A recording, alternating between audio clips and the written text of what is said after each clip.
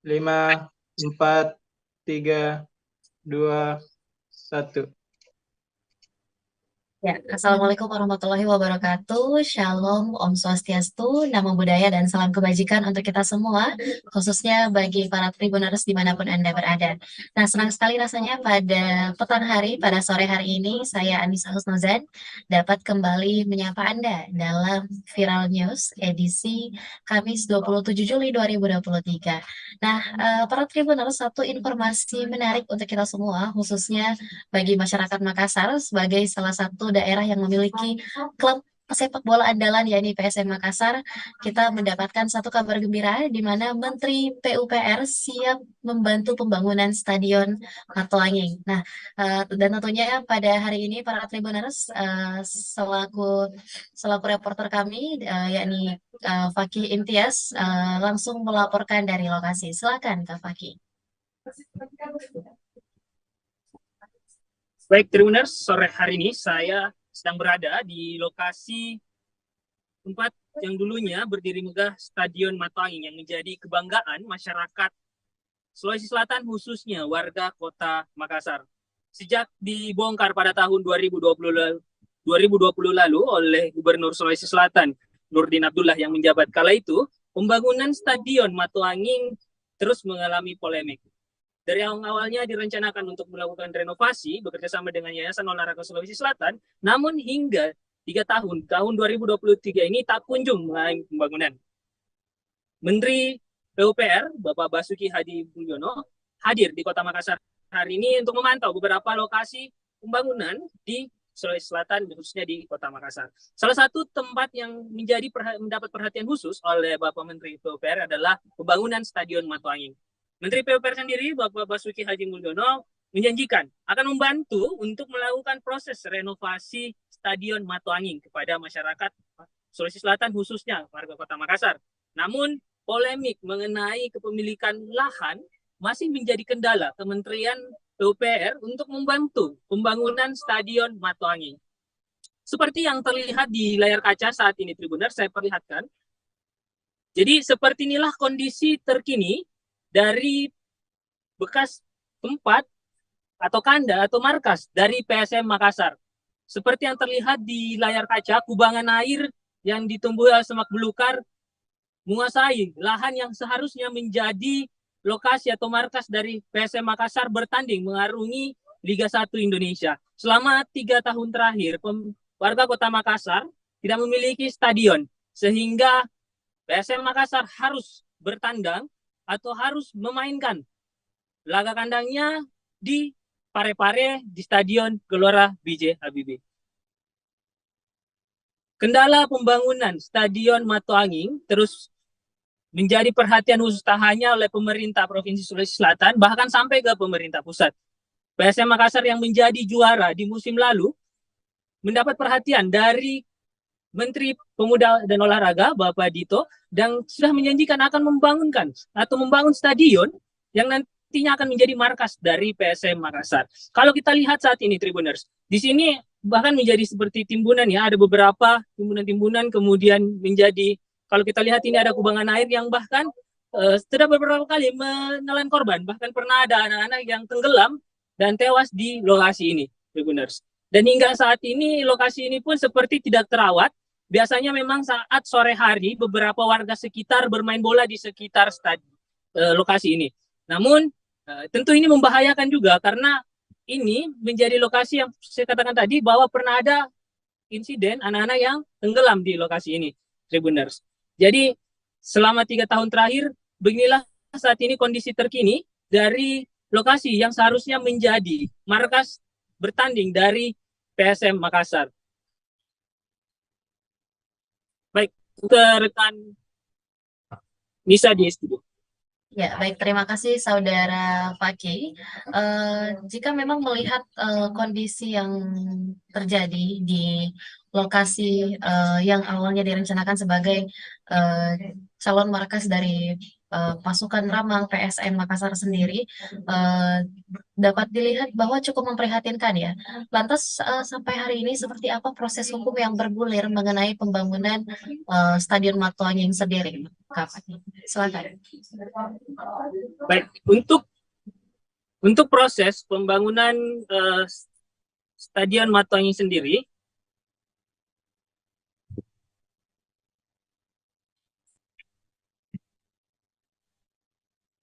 baik, untuk proses hukum dari pembangunan Stadion Matuanging diketahui ada dua pihak yang melayangkan gugatan di Pengadilan Negeri Makassar.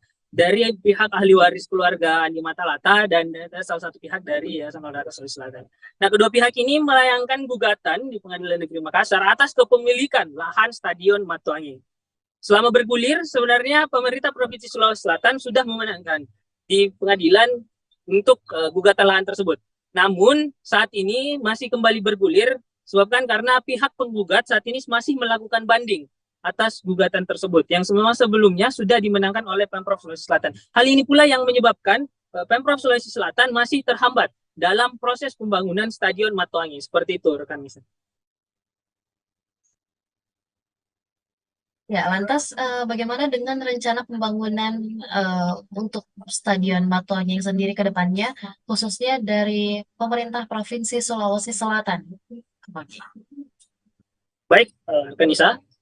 Untuk proses pembangunan stadion, sebenarnya pemerintah Sulawesi Selatan melalui Kepala Bapelitbangda beberapa waktu lalu, masih dijabat oleh Bapak Andi Darmawan Bintang, sudah menjelaskan secara panjang roadmap pembangunan dari Stadion Matuanging.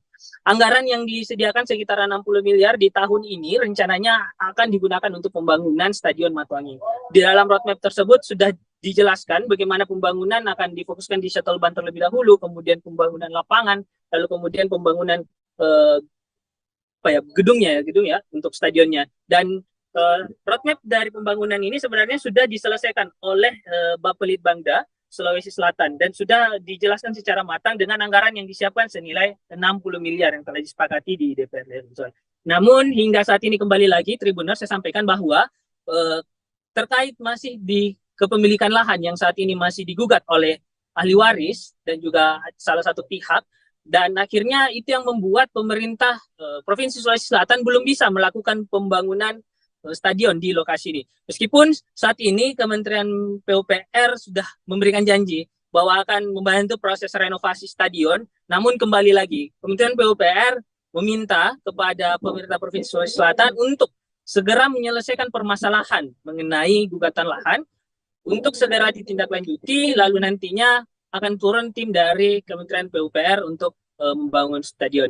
Namun meskipun seperti itu, Tribuners, Kementerian PUPR sendiri juga sudah memasukkan nama Stadion B.J. Habibie ke dalam 22 stadion yang akan mendapat perhatian di tahun ini untuk perbaikan. B.J. Habibie sendiri termasuk dalam kategori rusak sedang dan rencananya juga akan mendapat bantuan dari Kementerian PUPR untuk proses renovasi. Seperti itu, rekan.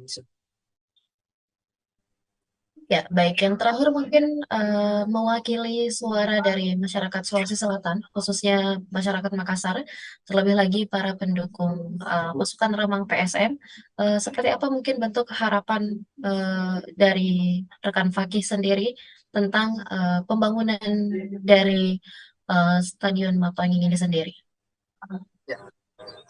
Warga Makassar memang selama ini selalu bersuara untuk adanya pembangunan stadion di Kota Makassar.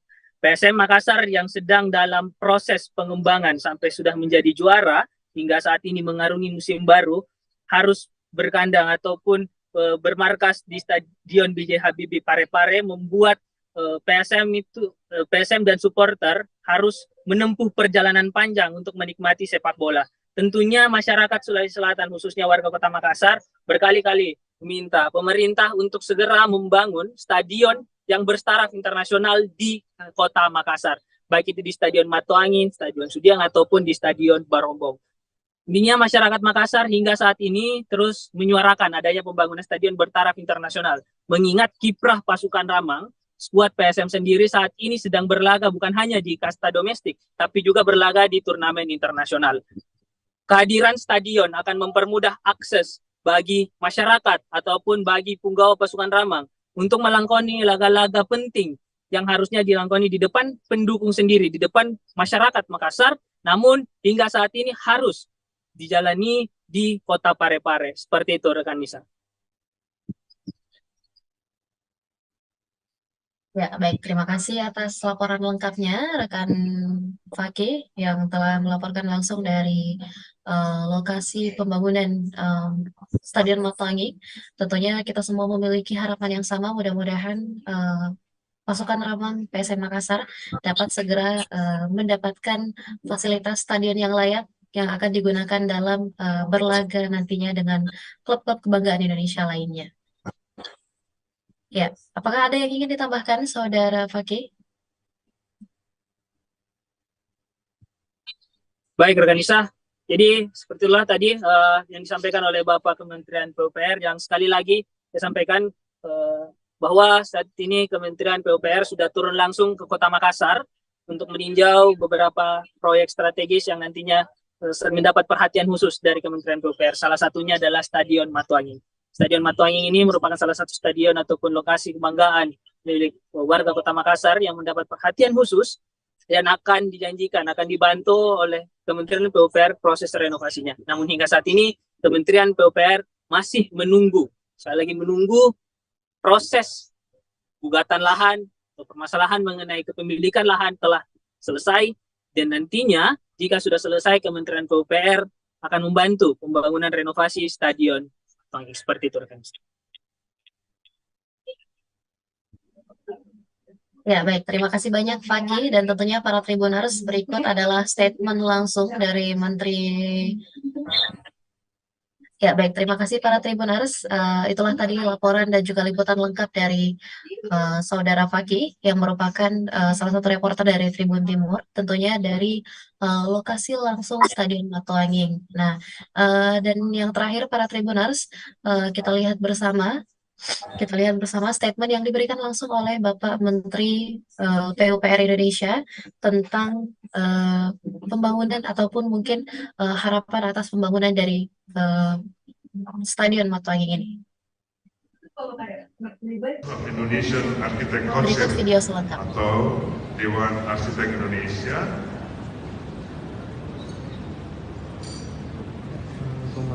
with that I hope the name that I call upon can stand up here and introduce to all the guests. First is Mr. Aswin Indra Prasta.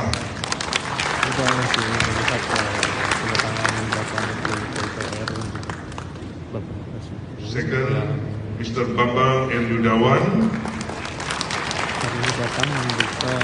Third, Mr. Didi Haryadi, all of the senior architect. Mr. Gunawan Cahyono. Oh, he's really the guru of architects. Indonesian guru of architect. Mrs. Lana Winayanti. He was the Director General, one of the Director General in the Ministry of Public Works. Mr. Sony Sutanto. Okay. And the new one that just elected, Mr. Imam Ernawi.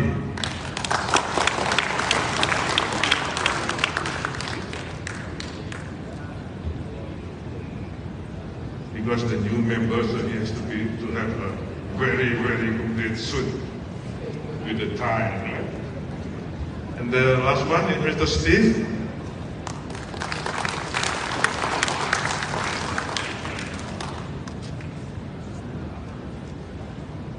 I believe that the establishment of the Indonesian Architect Council will further enhance the professionalism, competence, and collaboration among architects as a global citizens to take part in the creation of a better future for our built environment.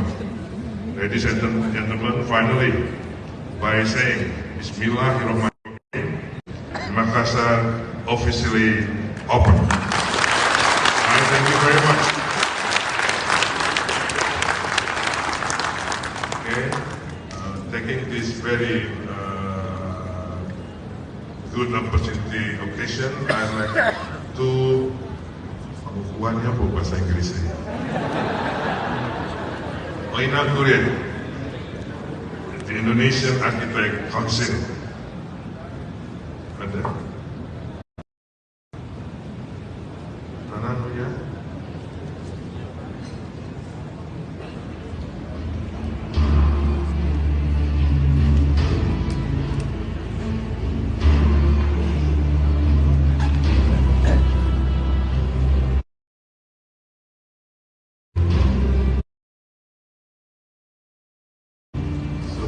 Again, taking this opportunity, I would like to inaugurate Mr. Imam Santoso of Public Works and Housing Republik of Indonesia. Tuhan Yang Maha selalu bersama kita. Terima kasih. Assalamualaikum warahmatullahi wabarakatuh.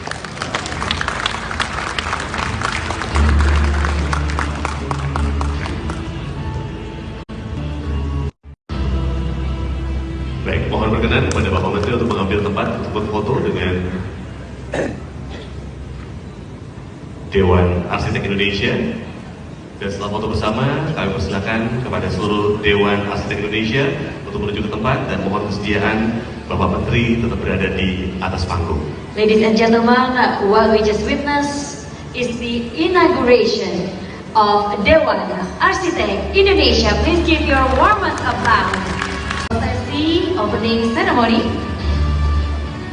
Dan hadirin sekalian, kita masih dalam rangkaian acara 4 ASEAN Architect Congress Embracing the Future Mobility Collaboration Part 4, di mana saat lagi kita bersama-sama akan mengikuti rangkaian Haji Muhammad Ramdan Pomanto. We also would like to invite the Chairman of ASEAN Architect Council, Architect Larry Ang Lai Hock AA, to please also join us on the stage. Dan juga kami turut mengundang pada yang kami hormati Ketua Ikatan Arsitek Indonesia, Bapak AR Georgius Budi Yulianto, IAIA. Kami juga turut hadir di atas panggung, Bapak. Kenapa udah balik gitu? Kenapa balik ke sana? Bapak-bapak, mohon kesediaannya untuk terlebih dahulu mendengarkan aba-aba dari kami. Bapak Ibu sekalian, the opening ceremony will be symbolized by the drawing line sketches by the honorable guests joining us here on the stage. Betul, dan hadirin sekalian, untuk prosesi opening ceremony ini di mana para tamu kehormatan kita akan membuat sebuah garis sketsa yang dimana kita mengetahui bahwa arsitektur berawal dari sebuah titik garis bidang ruang dan waktu. Ladies and gentlemen, this new innovation of opening ceremony comes from the idea that every architect service comes from the dot, line, field, space, and time. Bapak-bapak, bagaimana? Apakah sudah selesai melakukan sketsa di iPad-nya masing-masing? Baik, Apabila sudah selesai, nanti ini akan kita satukan. We will combine all of the sketches on their iPads to be sent to the big LED. Kami persilakan sekali lagi untuk bapak-bapak jajaran VVIP untuk dapat menggambar sketsa di iPad-nya masing-masing. Sekali lagi Bapak Ibu sekalian, ini adalah hal baru yang kita saksikan dalam prosesi opening ceremony, di mana kami meminta para jajaran VVIP untuk menggambar sketsa. Kenapa? Karena tentunya seperti kita ketahui, semua mahakarya arsitektur dimanapun akan dimulai dari sebuah titik garis bidang ruang dan waktu. Bersama kita saksikan masing-masing jajaran VVIP masih melakukan atau menggambarkan sketsa garis di iPad-nya masing-masing. Dan hadirin sekalian, kita saat ini akan menyaksikan secara bersama-sama di mana hasil sketsa ini akan digabungkan dan akan menjadi sebuah masterpiece yang sangat luar biasa. Apakah dia? Bersama-sama kita saksikan. Ladies and gentlemen, please help us to do a countdown from 3, 2, 1.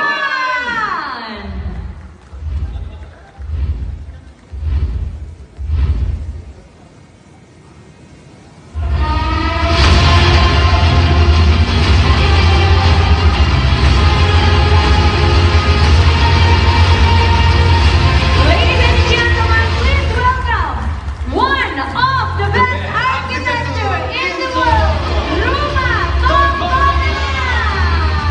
Hadirin sekalian, rumah Tongkonan merupakan sebuah rumah panggung yang terbuat dari kayu dengan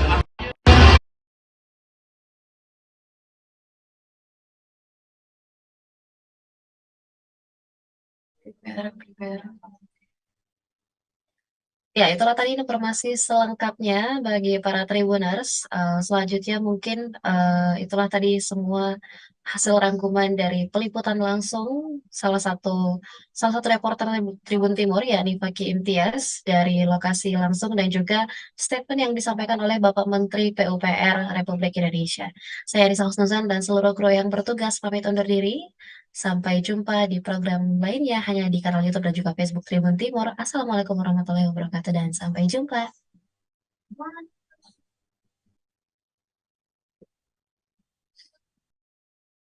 Ya Bang, berarti kan Makasih Bang.